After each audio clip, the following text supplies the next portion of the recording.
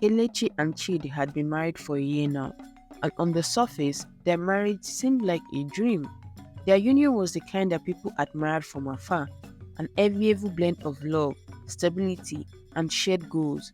Friends often remarked on how well they complemented each other, with Kelechi's quiet beauty and Chidi's steady presence, creating a picture perfect couple. Kelechi was the kind of woman who turned heads without trying. Her beauty was understated but undeniable, with soft curves that gave her a graceful silhouette. But it wasn't just her appearance that made her stand out. There was an air of mystery about her, a calm reserve that kept her somewhat apart from the world around her. She wasn't one to indulge in idle chatter or social gatherings, preferring the comfort of her own company or the quiet reassurance of her single close friend. It wasn't that she was antisocial, she just valued her peace, something that had been a part of her upbringing. As the cherished only daughter of a wealthy family, her father had doted on her, seeing in Kelechi a reflection of his own ambitions and dreams. When she married Chidi, it was as if the final chapter of a carefully written story had been completed. The wedding was nothing short of grand, lavish decorations, a guest list that read like a who's who of the community, and a celebration that lingered in the minds of the attendees long after the day had passed. The marriage was seen as a perfect match. Kelechi, the beautiful daughter of a prosperous family, and Chidi, the self-made man whose hard work had pulled him from the depths of poverty to a position of respect. Chidi's journey had been anything but easy. As the firstborn in his family that struggled to make ends meet, he had taken on responsibilities that weighed heavily on his young shoulders. Dropping out of school wasn't a choice he had made lightly, but a necessity. His parents, though loving, simply didn't have the means to support the education of three children. Chidi's sacrifice allowed his younger brothers to continue their studies, and he threw himself into work with a determination that knew no bound. He took on any job he could find, often working long hours for major pay, but each job was a stepping stone, a way to climb out of the abyss of poverty. Years later, his hard work bore fruit. Chidi returned home a success, a man who had not only lifted himself, but had also laid the foundation for a better life for his family. It was this strength, with underlying spirit, that had drawn Kelechi to him. They had courted for a time, their relationship built on a mutual respect and a deep abiding affection. When Chidi asked for her hand in marriage, it was as if all the hardship he had faced were validated by this moment of happiness. The early days of their marriage were filled with hope and contentment. Chidi was a loving husband, always making sure that Kelechi had everything she needed. He worked tirelessly, running his business with the same determination that had pulled him out of poverty. For Kelechi, this was the life she had always wanted, a stable, loving marriage with a man she could respect and rely on.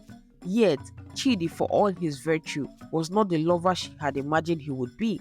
Their intimate moments were brief and lacked the depth of connection she had always dreamed of. He was what people called the 1 minute man.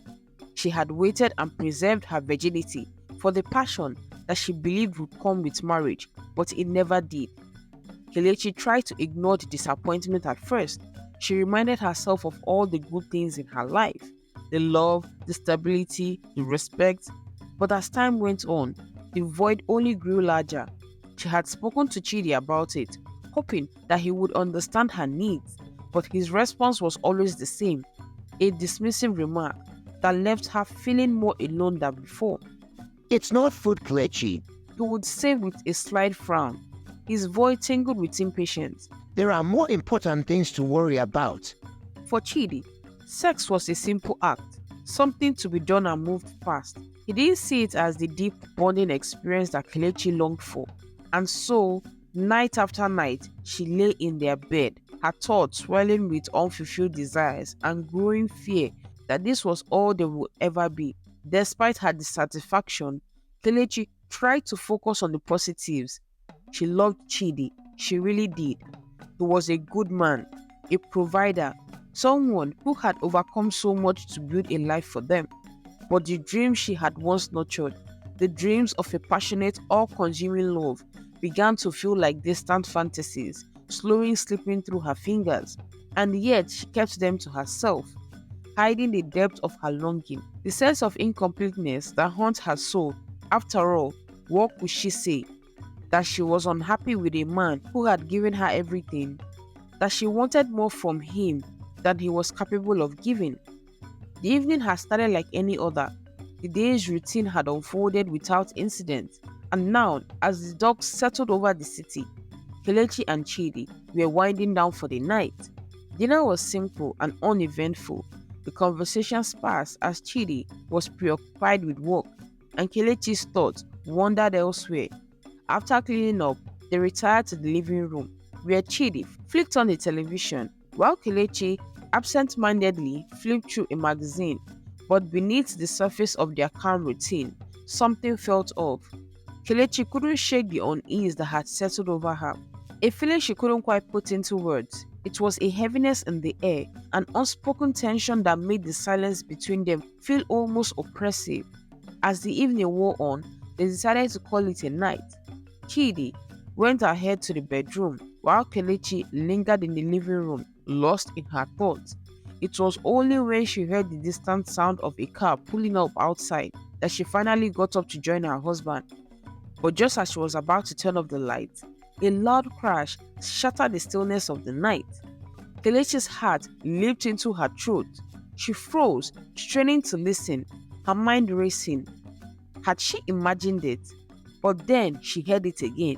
The unmistakable sound of heavy footsteps approaching fast. Chidi, she whispered urgently, rushing to the bedroom. Chidi, something is wrong. Chidi, half asleep, grudgingly sat up, confusion written on his face. What is it? He mumbled, rubbing his eyes. Before Kelechi could answer, the door to their bedroom burst open and three masked men stormed in. Guns drawn, Kelechi screamed, caught in her throat as one of the men pointed a gun directly at Chidi, who immediately raised his hand in surrender. Don't move, the man growled, his voice cold and threatening. Kelechi felt her legs buckle beneath her as fear washed over her in waves. She clutched the edge of the bed, her mind reeling. This couldn't be happening. Not here, not to them. The men wasted no time. Two of them began ransacking the room, searching for valuables, while the third one, holding the gun, kept a close eye on Kelechi and Chidi. Chidi's voice trembling, pleaded with them. Please take whatever you want, just don't hurt us. The man with the gun sneered. We take what we want, but that's not all we are here for. Kelechi's blood ran cold at the implication behind his words. She clung to Chidi, her fear mounting as the men continued to tear through their belongings, tossing drawers open, pulling down shelves and emptying closets. The chaos in the room unmatched the turmoil in her mind. Finally, one of the men found what he was looking for, a small safe hidden at the back of the closet. He yanked it down and threw it on the bed, glaring at Chidi. Open it. Chidi hesitated, his eyes darted to Kelechi, who was trembling beside him. The man with the gun stepped closer, his finger twitching on the trigger. Open it now. With shaking hands, Chidi obeyed, entering the code and opening the safe. The man snatched the cash and jewelry inside, stuffing them into a bag. But as he did, he exchanged a glance with the man holding the gun, and a silent understanding passed between them. The man with the gun turned his attention to Kelechi, his eyes narrowed as he took in her terrified expression. A slow, sinister smile spread across his face. Get over here, he ordered, gesturing for her to stand up. Kelechi shook her head, her heart pounding. Please, please, don't, she whispered, backing away. Chidi's voice rose in panic. Please don't hurt her. Take everything, just don't touch her. But the man ignored him. He reached out and grabbed Kelechi's arms, dragging her to her feet with a roughness that made her cry out in pain. Chidi tried to move towards her, but the other two men held him back, forcing him to watch. The man with the gun pushed Kelechi onto the bed, his grin widening as he leaned in close, his breath hot against her face. Kelechi squeezed her eyes shut, trying to block out the horror of what was about to happen, but there was no escape. The reality of the situation hit her with full force. She was completely at their mercy, and Chidi was powerless to stop it. Chidi struggled against his captors, his eyes wide with desperation and fear. No, please no. He cried, his voice breaking, but the men holding him only tightened their grip, forcing him to watch as the unthinkable happened. Kelechi felt the tears streaming down her face, her body trembling with fear and shame as the man violated her. But that was not even the worst part of it all. The fact that she began to enjoy the whole thing was beyond her imagination, as he made love to her in a way Chidi had never done. She tried to control herself, but her body betrayed her, and with her moaning, made even Chidi to wonder what exactly was going on. Every second felt like an eternity, each moment searing itself into her memory. She could hear Chidi's anguished cries, feel his helplessness, but there was nothing either of them could do. Chidi had never heard his wife moan like that when he made love to her and prayed that this nightmare would end. Finally, it was over. The man stepped back, satisfied as Kelechi crawled into herself. She began sobbing uncontrollably when it dawned on her what had exactly happened. The other men released Chidi, who was still frozen before it hit him. He immediately rushed to her side, but the damage had been done. The room was filled with a heavy silence. The only sound was Kelechi's broken sobs. The man with the gun gave Chidi one last look, his expression a mix of satisfaction and contempt. Consider this a warning. He said coolly. If you ever cross us again, it will be worse. And with that, the men left, disappearing into the night as quickly as they had come. Chidi held Kelechi tightly, his own tears falling as he whispered over and over, I am so sorry, but no words could undo what had happened. The violation had shattered something deep inside Kelechi, something that would never be the same again. And as Chidi held her, both of them knew that their lives had been irrevocably changed. The days following the attack were a blow for Kelechi. She moved through her life in a daze, the events of that horrific night playing over and over in her mind like a nightmare she couldn't escape. The house, once a place of warmth and comfort, now felt like a prison, each room a reminder of the violation she had endured. Chidi was beside himself with guilt and anger, and ashamed. He couldn't look at Kelechi the same, without forgetting how she enjoyed the rape. He kept seeing the pain etched into her face, or was it the guilt of her enjoying it? He blamed himself for not being able to protect her, for failing in his role as her husband. He wanted to comfort her, to hold her and tell her everything would be alright. Every time he tried, he could see her flinch, as if his touch was too much to bear. He was going crazy. The policemen had been called, of course. They took their statements, asked their questions, but Kelechi could hardly bring herself to speak. She answered in short, clipped sentences, her voice devoid of emotion, her eyes fixed on some distant point. Chidi did most of the talking, his voice thick with barely suppressed rage, but deep down, he knew that no amount of police work could erase what had been done. Kelechi's family came to visit, their faces pale with shock and sorrow. Her father, once so strong and composed, looked like a broken man as he took her hands in his voice trembling as he tried to offer words of comfort. But Kelechi could hardly hear him. She was trapped in her own world, a world where the shadows of the night loomed large and inescapable. Chidi's family came as well, their concern palpable, but their presence only served to deepen the tension.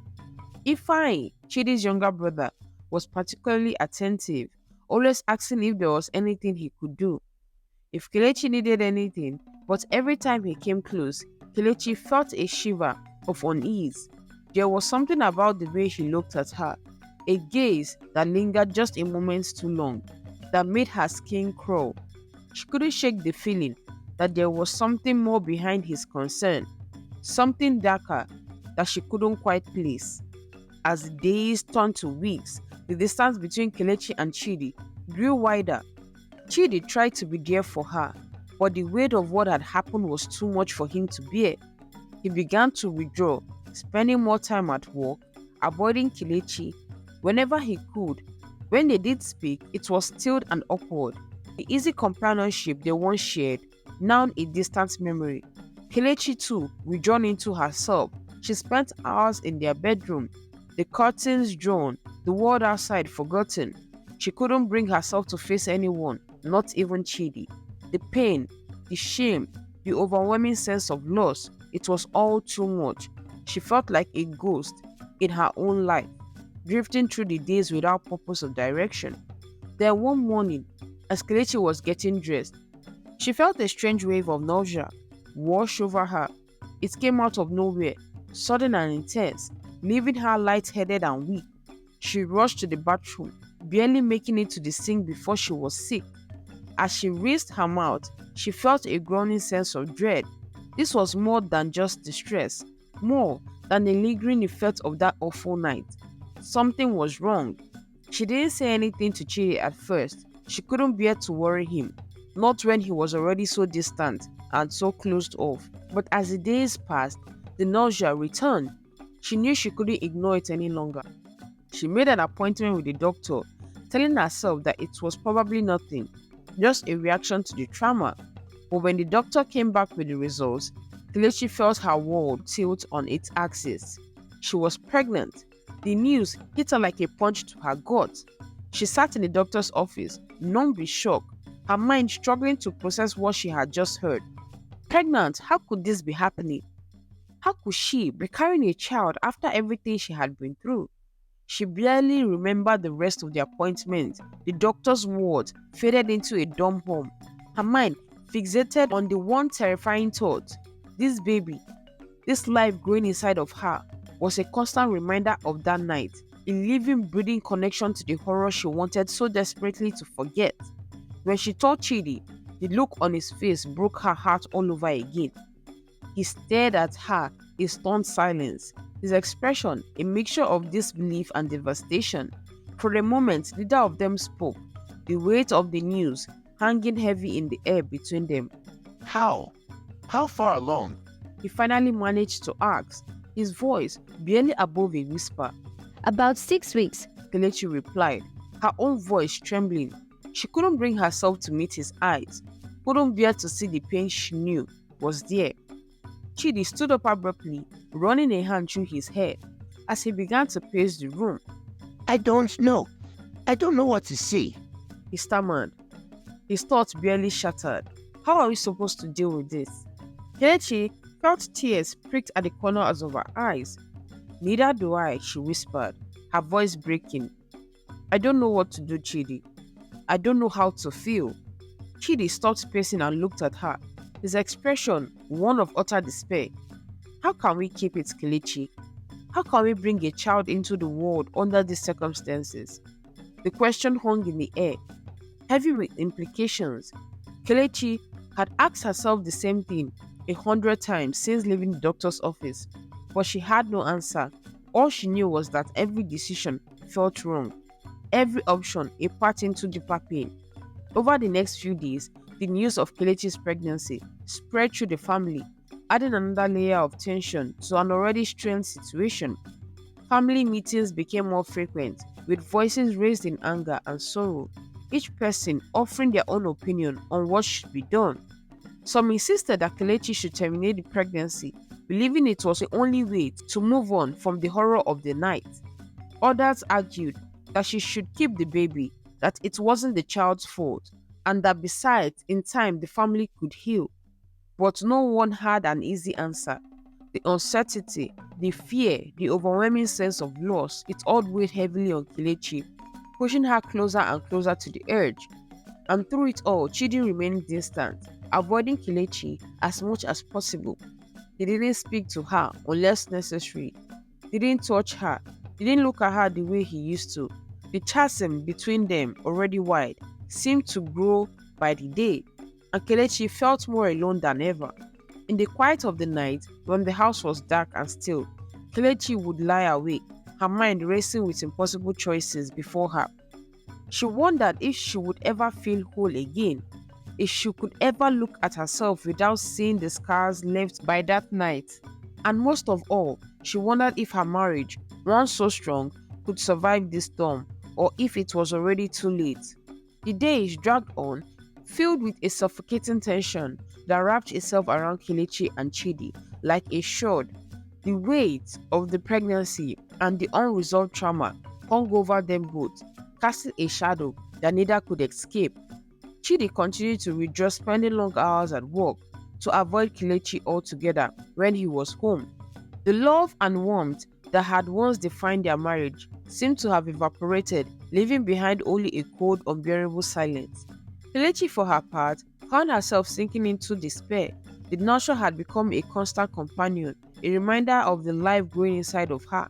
She didn't know how to feel about this. She couldn't bring herself to make a decision, trapped in an endless cycle of guilt, shame, and fear. Every opinion seemed wrong, every part filled with pain. It was during one of those bleak days that Ifeanyi paid another visit. He had been coming by more often, offering to help with errands, bringing food, trying to lighten the burden that Kelechi was carrying. At first, Kelechi had been grateful for his support, seeing it as an extension of the family bond that had always held the family together. But lately, something about Ifeanyi's presence had begun to unsettle her. There was a look in his eyes, a lingering gaze that made her uncomfortable. He was too attentive, too eager to be close to her, and she couldn't shake the feeling that there was something more behind his concern. She tried to push these thoughts aside, telling herself that she was being paranoid, that her mind was playing tricks on her after everything she had been through. But the unease remained, gnawing at her like a persistent shadow. One afternoon when Chidi was at work, Ifeanyi arrived unannounced. Kelechi was in the kitchen trying to keep herself busy when she heard the doorbell. She wiped her hands in a towel and went to answer it, forcing a smile as she opened the door.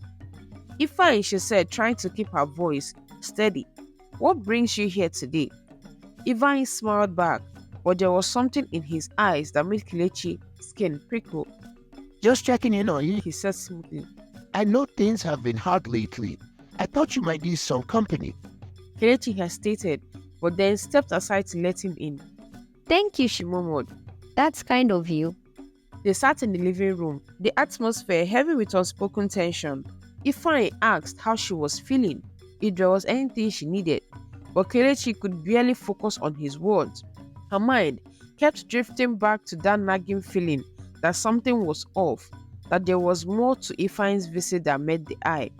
As the conversations dragged on, Ifeanyi's tone became more personal, more intimate. He leaned closer, his voice dropped to a low murmur, and Kelechi felt her pulse quicken with unease. You know, Kelechi, He said, his eyes locked on hers. you don't have to go through this alone. I'm here for you no matter what. I want to help you in any way I can. Kelechi forced a smile, but inside, her nerves were on edge. Thank you, Ifeanyi, She replied, her voice tight. but I'm managing. He reached out, his hands brushing against hers, and Kelechi recoiled, instinctively pulling her hand back. Ifeanyi's smile flattered for a moment, his eyes darkening, but then he quickly recovered, laughing it up as if it were nothing. You know you can trust me, right? He said, his voice too smooth, too insistent. "We've always looked out for each other." Kelechi nodded, but her mind was racing. She needed to get him out of his house. Away from her, the feeling of dread that had been simmering under the surface was now a full-blown alarm, and she knew she couldn't ignore it any longer. I appreciate that, Ifeanyi, She said, standing up abruptly. but I'm really tired today. I think I need to rest. Ifeanyi's expression flickered with something she couldn't quite identify. Disappointment, frustration, but he stood up as well, nodding in understanding. "Of course," he said, his tone friendly again. "I'll let you rest. But remember, Kelechi, I'm always here if you need me." As soon as the door closed behind him, Kelechi felt a wave of relief wash over her, but it was quickly followed by a surge of anxiety. She knew something was wrong, but she didn't know what to do about it. She felt trapped, isolated, and completely alone. That night, as she lay in bed, unable to sleep, Kelechi's thoughts returned to Ifeanyi's strange behavior. She couldn't shake that feeling that he was hiding something, that there was a darkness beneath his concern, that she had yet to uncover. The more she thought about it, the more certain she became that she needed to find out the truth. The next day, when Chidi was at work, the house was empty. Kelechi made her move. She went into Ifeanyi's room. He had a spare key and would often stay over when Chidi was away on business, and began searching through his things. She felt a pang of guilt as she riffled through his drawer, but her need to know the truth overrode any hesitation. At first, she found nothing out of the ordinary. Clothes, personal items, nothing that stood out. But then, tucked away in the back of his closet, she found a small locked box.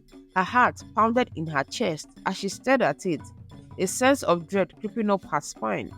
She didn't have the key, but desperation failed her.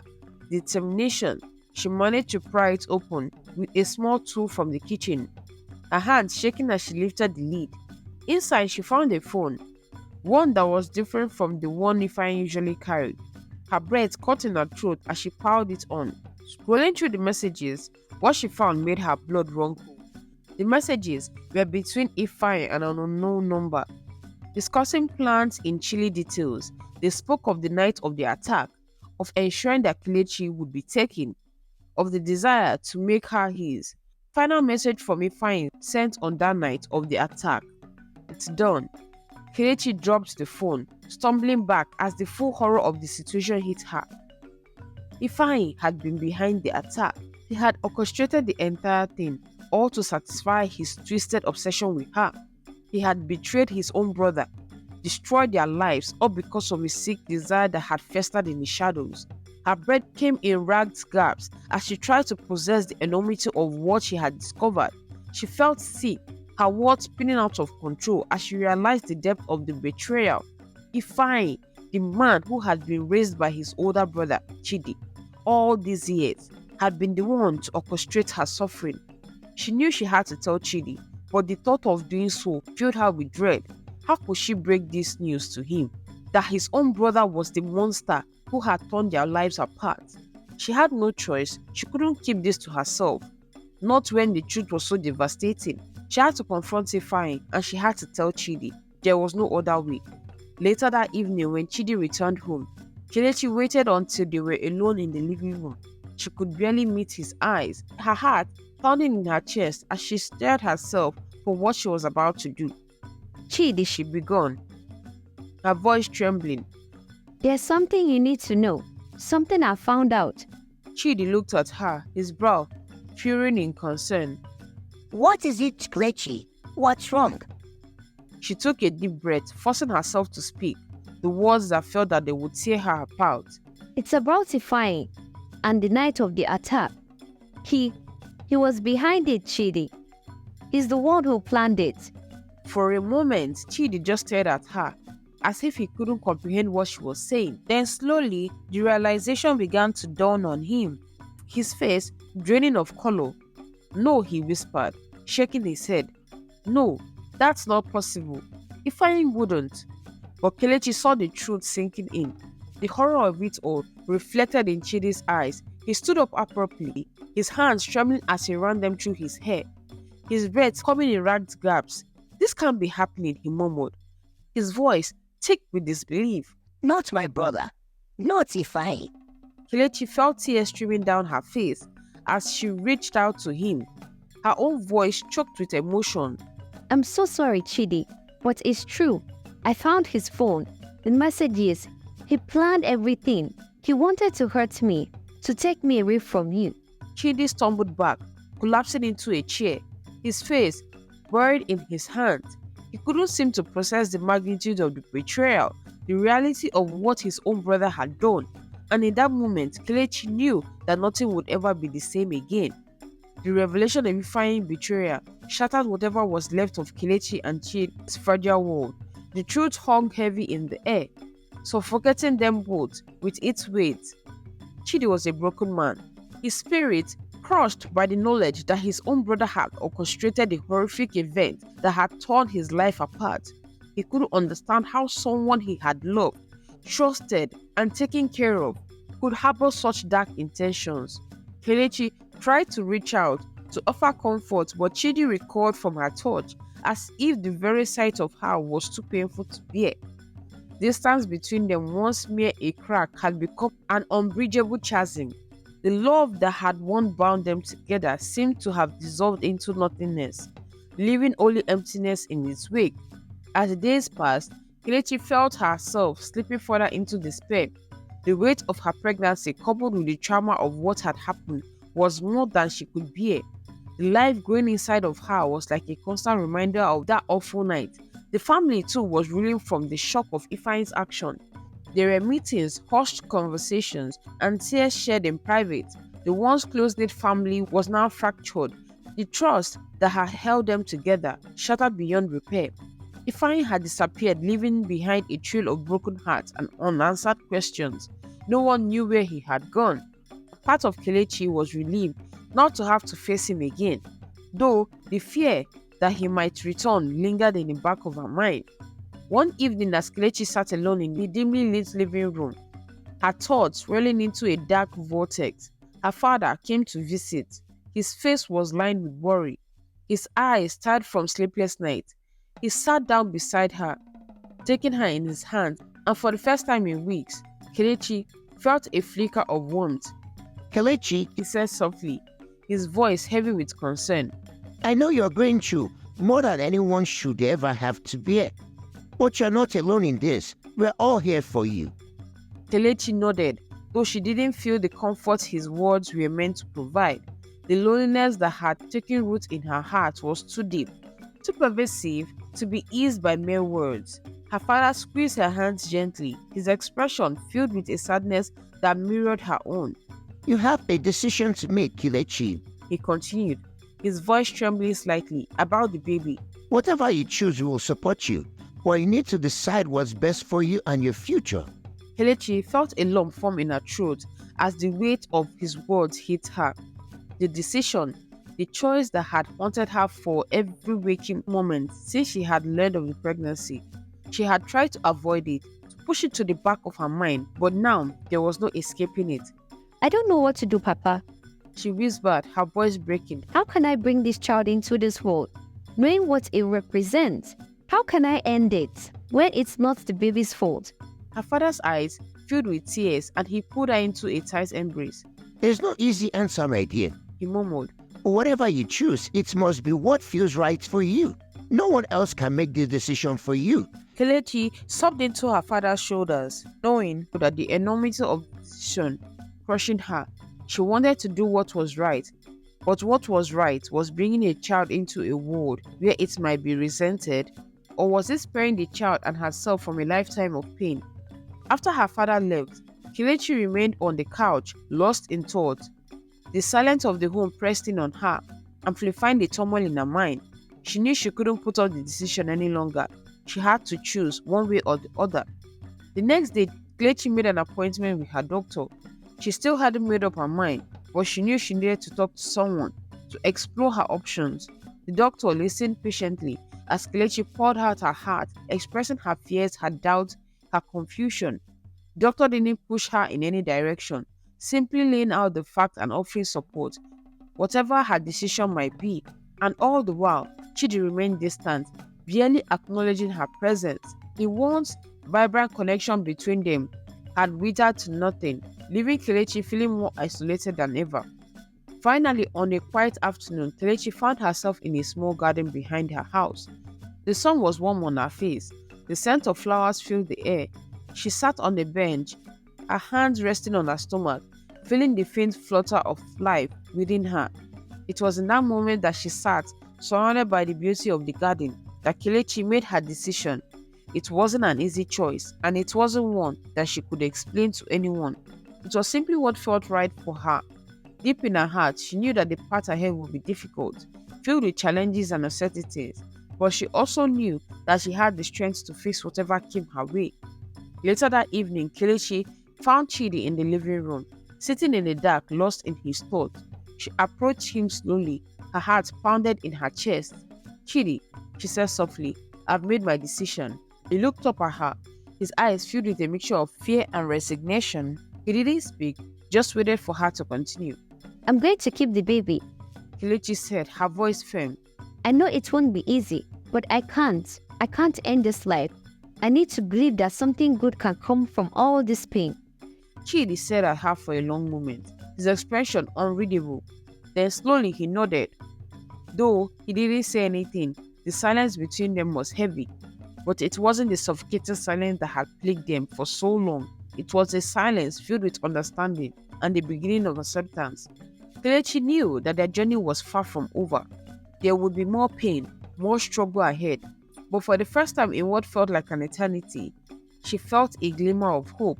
Hope that somehow they would find a way through this darkness together. Comment below if you want a part 2 and we'll work on it.